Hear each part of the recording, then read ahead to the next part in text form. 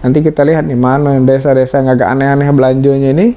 Kita akan bawa dari PMD selaku pembina, APIP dari teman-teman inspektorat, dan kami, kita turun, kita cek, kita pastikan bener nggak belanjanya nih kan. Jangan sampai nanti belanja ketahanan pangan dibeliin biskuit, Pak.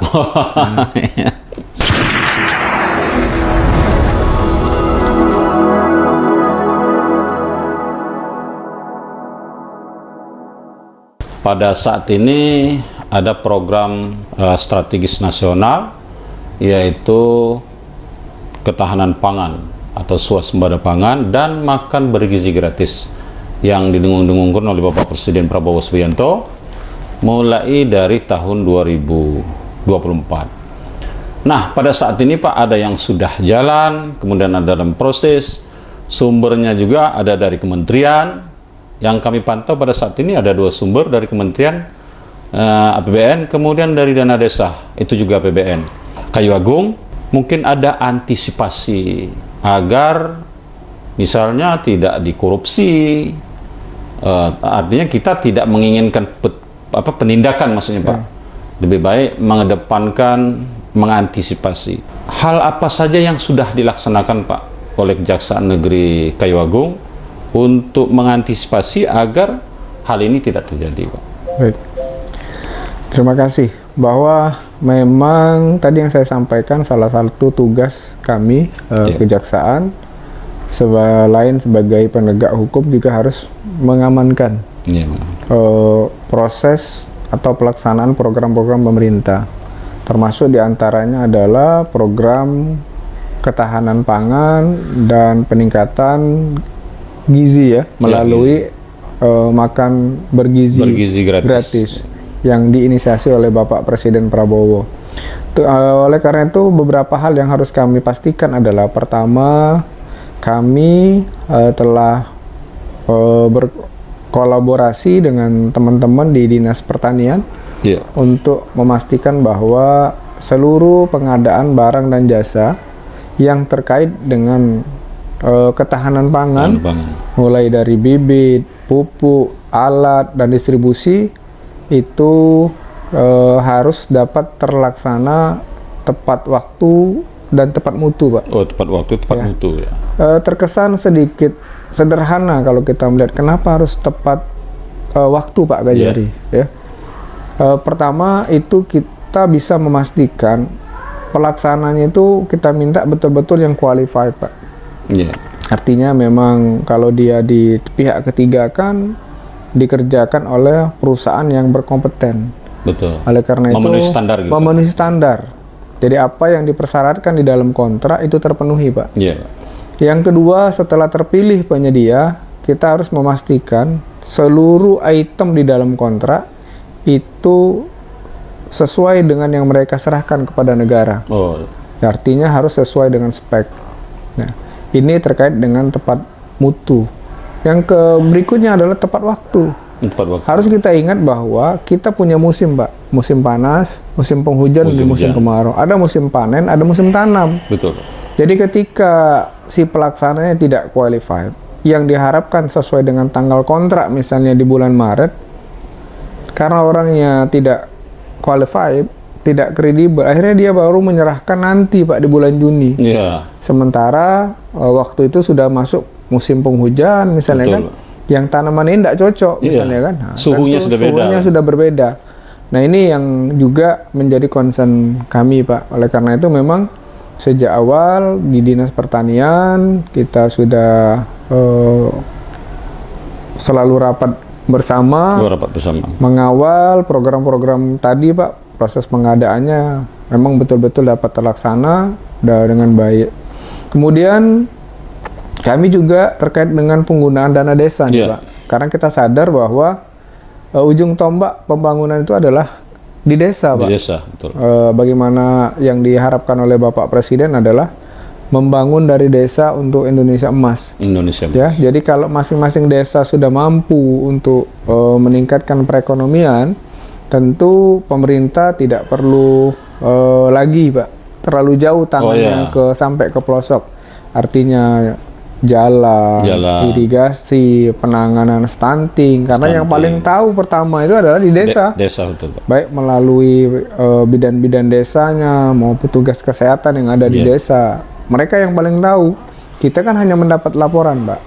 Tugas kami adalah pertama, kami sudah menggandeng 314 desa. 314 desa. Untuk menjadi mitra kami dalam bidang perdata dan tata usaha negara, atau yang kami sebut dengan pendampingan. Pendampingan. Ya. Tujuannya apa? Tujuan kami adalah membantu kepala desa pertama agar mereka itu patuh, Pak, terhadap peraturan perundang-undangan. Yang ketiga, kita berupaya untuk mengingatkan Kades kalau mereka patuh kepada peraturan perundang-undangan, mudah-mudahan mereka akan terhindar dari risiko hukum. Pak. Yang ketiga, kita mendorong bahwa penggunaannya pun harus tepat, harus benar. Tadi sudah disampaikan di Permendas 2/2025 bahwa ada komponen-komponen tertentu yang dipergunakan untuk ketahanan pangan. Oleh karena itu, kita hari ini, Pak, baru kita laksanakan dengan PMD dan beberapa desa dalam Kecamatan Kayu Agung. Kita sudah mengimplementasikan aplikasi Jaga Desa. Sudah dikolaborasikan dengan desa, Pak? Betul. Jadi kita minta berapa yang sudah ditarik, dipergunakan untuk apa. Jadi kita sudah bisa melihat nih penggunaannya seperti apa. Nah, baru nanti ketika kita lihat ini lumayan juga ya, Pak, karena ada 13-14 desa ini kan lumayan. Betul, Pak. Untuk kita lihat satu-satu, nanti di periode-periode tertentu kita akan lakukan sampling, Pak. Uji petik lah bahasanya kan, uji petik.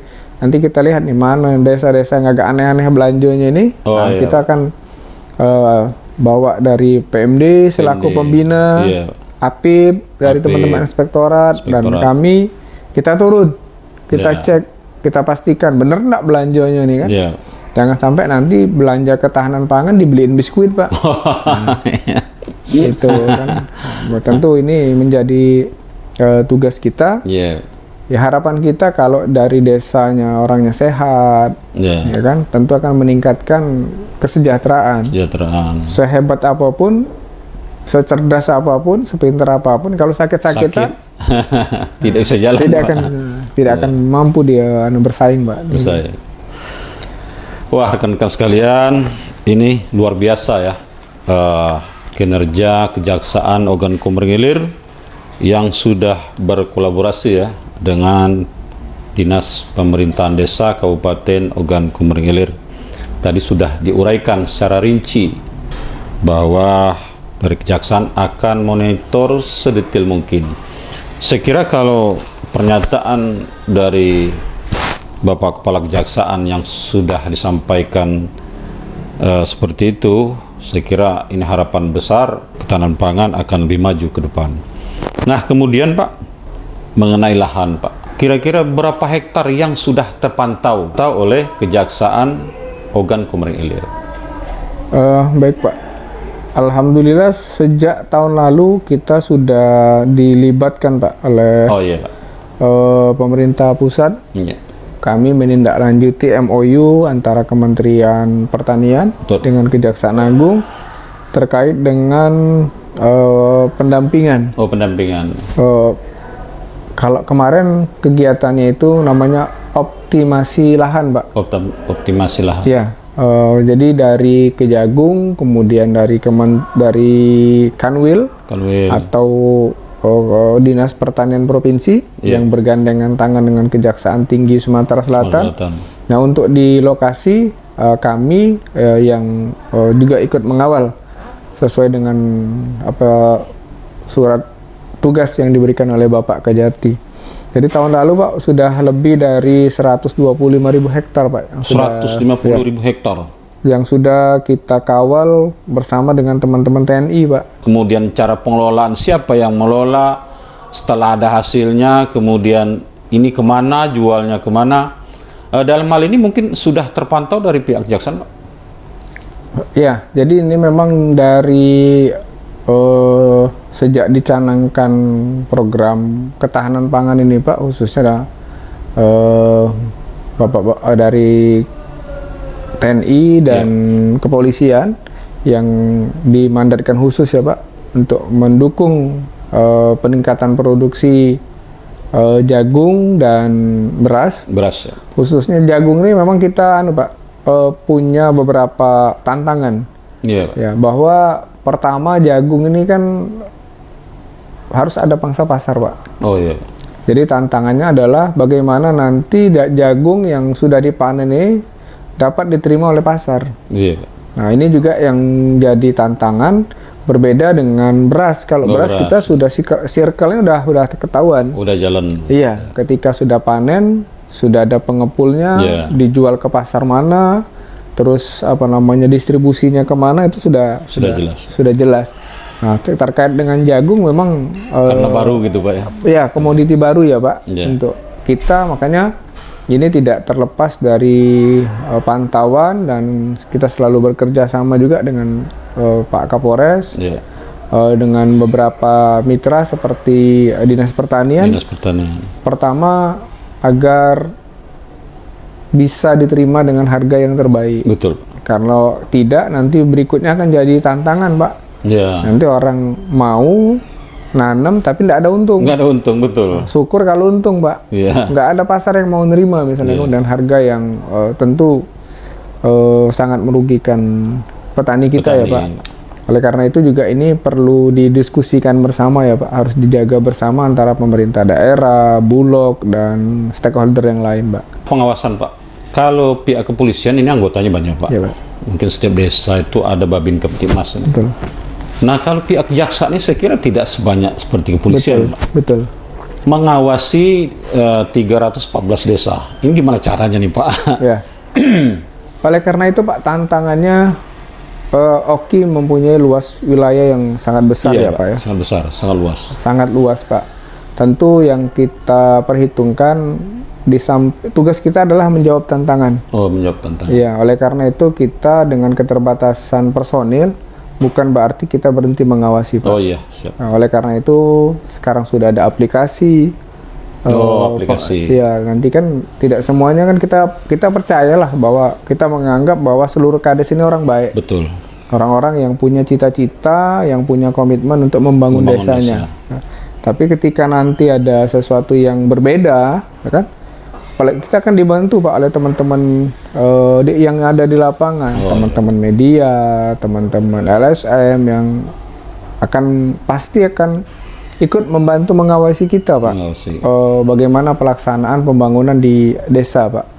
Saya rasa dengan kondisi yang demikian bahwa tugas kami dalam pengawasan itu insya Allah tetap jalan Pak. Tetap jalan. Yep. Artinya bukan keterbatasan anggota lalu berhenti. Betul Pak. Betul.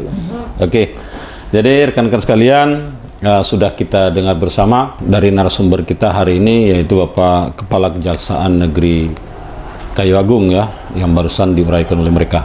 Tidak terasa nih Pak, hampir 30 menit waktu berlalu dan kami ucapkan terima kasih. Demikianlah pertemuan kami hari ini bersama Kepala Kejaksaan Ogan Komering Ilir, Bapak Henry Hanapi SHMH. Kami ucapkan sekali lagi terima kasih Bapak atas kesempatan sudah berbincang-bincang dengan tema ketahanan pangan dan makan bergizi gratis. Demikian, terima kasih atas segala perhatiannya. Sampai jumpa di lain waktu dan di tempat yang berbeda. Assalamualaikum warahmatullahi wabarakatuh. Waalaikumsalam warahmatullahi wabarakatuh.